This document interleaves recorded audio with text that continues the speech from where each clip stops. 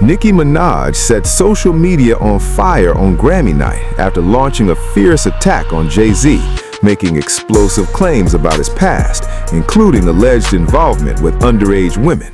But that was only the beginning. Things took an even sharper turn when Beyoncé stepped in, firmly backing Jay-Z in a way that caught many people off guard. Let's break down how all of this unfolded. The title money dispute. On February 1st, 2026, while the Grammy Awards were underway, Nicki Minaj went on X and released a long series of posts aimed directly at Jay-Z. Her online outburst lasted for hours, starting around 8 p.m. Eastern Time and continuing well past midnight. What sparked the moment? A joke made by Grammy host Trevor Noah about Nicki not attending the event. The comments suggested her absence might be connected to her recent public support for Donald Trump. That remark seemed to push her over the edge, but this situation didn't start there. The tension between Nicki Minaj and Jay-Z goes back several years. In 2021, Jay-Z sold the music streaming platform Tidal to Square for a deal valued between $297 million and $302 million.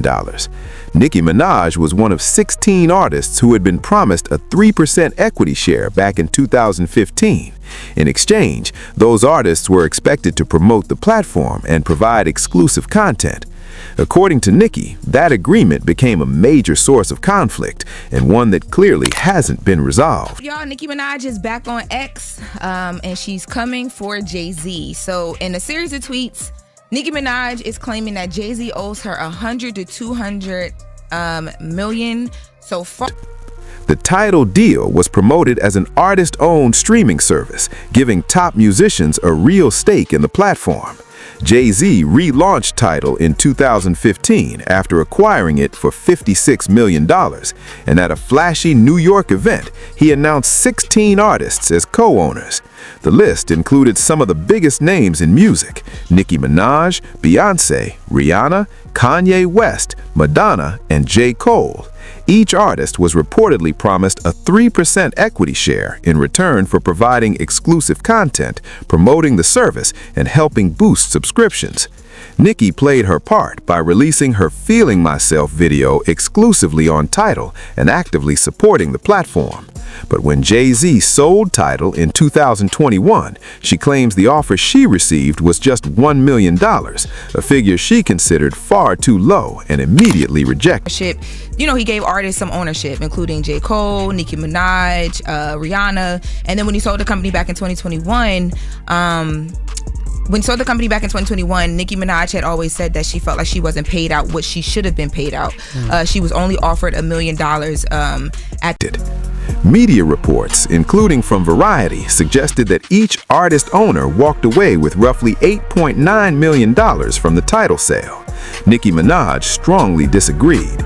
She insisted she was told that no profits were actually made and claimed the $1 million offer was little more than hush money meant to keep her quiet.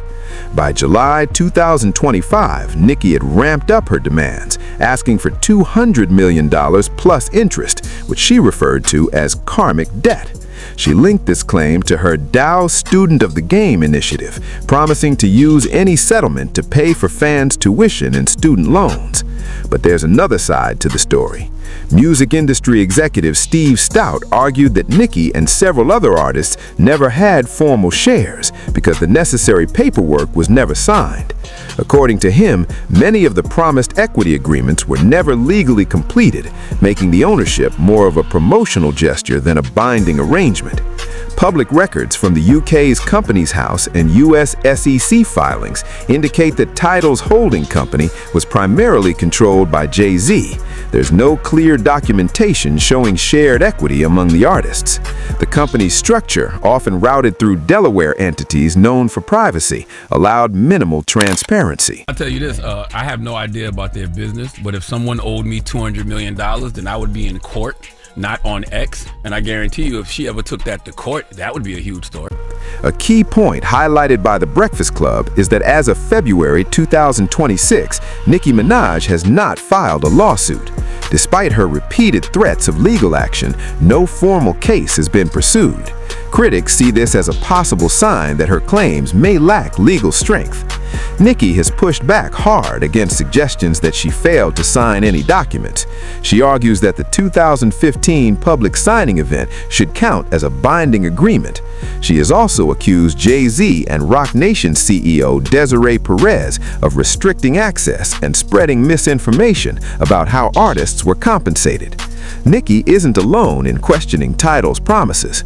Kanye West, for example, sued Tidal in 2016 for $3 million in allegedly unpaid royalties and bonuses for his album The Life of Pablo. That dispute was settled quietly out of court, revealing a pattern of artists challenging Tidal's equity claims. The money dispute over Tidal became the foundation of Nicki's broader accusations against Jay-Z. It fueled her claims of sabotage, her political positioning, and ultimately her explosive Grammy night outburst. Her $200 million demand remained the central grievance, even as her criticisms expanded to other areas of Jay-Z's influence. Throughout the controversy, Jay-Z and Roc Nation have stayed completely silent, leaving Nicki's version to dominate social media debates across platforms like X and Reddit. The Super Bowl sabotage allegations. Nicki's fight with Jay-Z didn't stop at money. By 2024, her complaints extended to career sabotage, with the Super Bowl halftime show selection becoming a major flashpoint. In September 2024, the NFL announced Kendrick Lamar would headline the Super Bowl halftime show in New Orleans. This sparked widespread outrage. Many fans and artists expected Lil Wayne to take the stage, given his deep ties to the city. Nicki accused Jay-Z of letting his ego influence the decision, framing Kendrick's selection over Lil Wayne as an intentional slight against Southern artists. Jay-Z, serving as the NFL's live music entertainment strategist through Roc Nation, holds significant sway over halftime show decisions. Nicki alleged he used this power to punish Lil Wayne, citing it as part of a personal vendetta. She even compared the situation to Eminem's 2022 halftime performance, where he insisted on featuring 50 Cent, arguing that Jay-Z could have done the same for Lil Wayne, but chose not to. You know, she felt like Lil Wayne. She feels like Lil Wayne should have been the performer at the Super Bowl in New Orleans. The accusation resonated deeply because New Orleans is iconic in hip-hop culture, and Lil Wayne's career is closely tied to the city. His absence from a Super Bowl halftime show held in his hometown struck many as a deliberate slight. Nicki cast herself as Lil Wayne's defender, raising the personal stakes in her ongoing feud with Jay-Z. She did a whole list. She said, "Dear hashtag Jay-Z, you ruined hip-hop, you ruined football, you ruined basketball, you ruined touring, you ruined Instagram, you ruined Twitter. The jig is up. All of this is alleged and for entertainment." This growing list of accusations showed just how far Nicki Minaj's grievances had expanded. She was no longer focused only on money. Instead, she accused Jay-Z of abusing his power across multiple industries and platforms. For many observers, the sheer scale of these accusations strained credibility, but Nicki stood by them with firm conviction. The hosts of The Breakfast Club pointed out what many others were already noticing. This feud had become deeply personal for Nicki. Her defense of Lil Wayne blended tightly with her own unresolved disputes, turning the conflict into a layered mix of business loyalty, personal loyalty, and perceived betrayal. Adding fuel to the fire, Birdman, co-founder of Cash Money Records and Lil Wayne's longtime mentor, publicly backed Nicki. He called the Super Bowl halftime decision disrespectful to both Lil Wayne and the city of New Orleans. For Nicki's supporters, Birdman's stance gave added credibility to her claims of sabotage. But Nicki's accusations didn't stop with the Super Bowl. She alleged that Roc Nation interfered with her touring efforts, including a lack of promotion for the second leg of her Pink Friday 2 tour. She also linked her 2024 arrest in Amsterdam for marijuana possession to industry retaliation, suggesting it was planned rather than accidental. Nicki further claimed that her fan base, known as the Barbs, was being deliberately silenced online. She urged supporters to document instances where their accounts were flagged, limited, or suspended, believing these actions were coordinated attempts to weaken her reach and suppress her voice. Taken together, these allegations painted a picture of widespread monitoring and suppression. Nicki even suggested the use of listening devices, cameras, and tracking technology. The level of detail in these claims raised serious doubts among critics, who viewed them as increasingly extreme. Now, I say all that because people think that Jay-Z coming out on stage with his wife in Paris to do N-words in Paris was to distract from all of this. Y'all are ridiculous. I want to say something. If Roc Nation controls all of social media, how come they can't stop everybody on social media from spreading all the negative